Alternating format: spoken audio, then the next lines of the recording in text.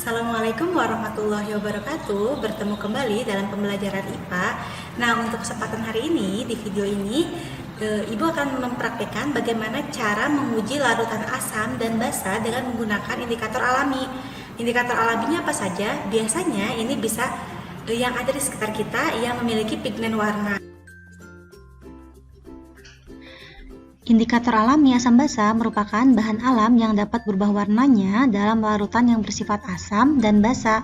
Indikator alami yang biasa dipakai dalam pengujian asam dan basa adalah tumbuhan yang berwarna berupa bunga-bungaan, umbi-umbian, kulit buah, dan dedaunan dengan cara mengambil ekstrak dari tanaman tersebut.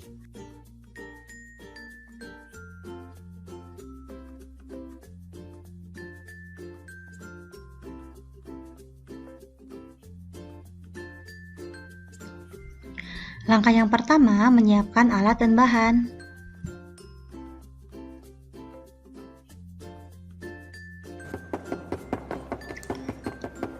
Kemudian, menumbuk satu macam kelopak bunga atau daun atau umbi sampai halus menggunakan alu dan lumpang.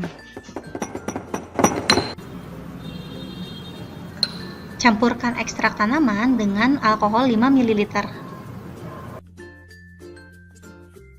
Buatlah langkah yang sama pada ke-9 bahan lainnya, kemudian amati warna masing-masing ekstrak bunga dan catat pada tabel pengamatan. Tahap selanjutnya, pengujian indikator alam dengan air larutan asam dan basa. Siapkan indikator alami yang dibuat dari ekstrak tanaman di plat tetes.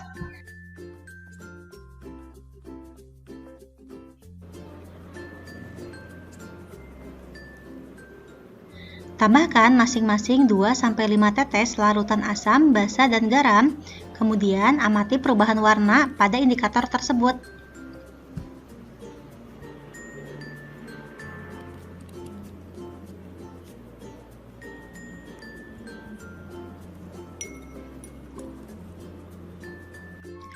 Yang ini adalah gambar sebelum ditetesi larutan asam, basa, dan garam. Nah, ini setelah ditetesi larutan asam, basa, dan garam.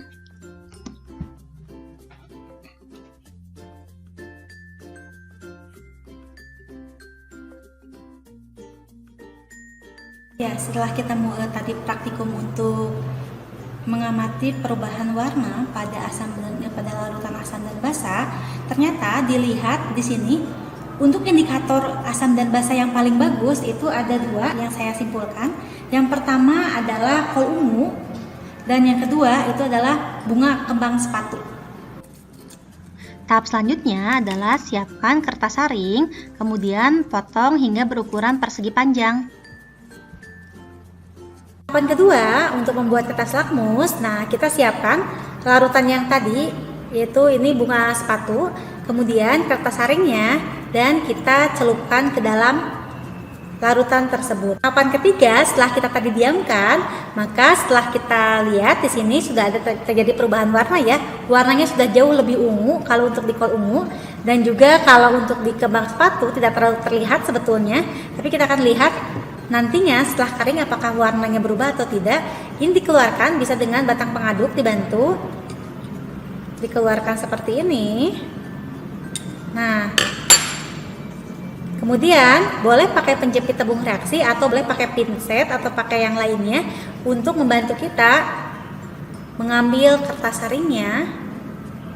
Nah, jika sudah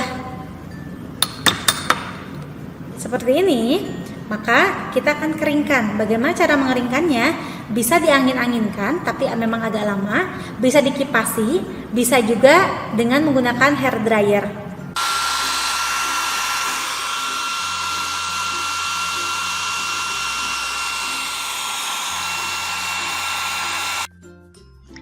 Nah, ini adalah hasil dari kertas lakmus yang dibuat dari kol ungu dan juga kembang sepatu. Celupkan kertas lakmus tersebut pada larutan asam dan basa, kemudian amati perubahannya. Ini hasilnya ya. Sekian untuk praktek asam basa hari ini dengan menggunakan indikator alami.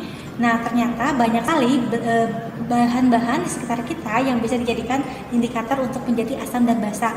Dan kalau kalian praktek sendiri, ini jauh lebih luar biasa karena kita bisa melihat perubahan warna yang terjadi ketika sudah ditetes larutan asam, basa, dan garam. Ya, sehingga untuk menentukan ada suatu larutan basa dan asam tidak hanya bergantung pada kertas lakmus atau indikator pH, tapi kita juga bisa membuat dari indikator alami yang tersedia di sekitar kita. Sekian untuk video kali ini, semoga bermanfaat. Assalamualaikum warahmatullahi wabarakatuh.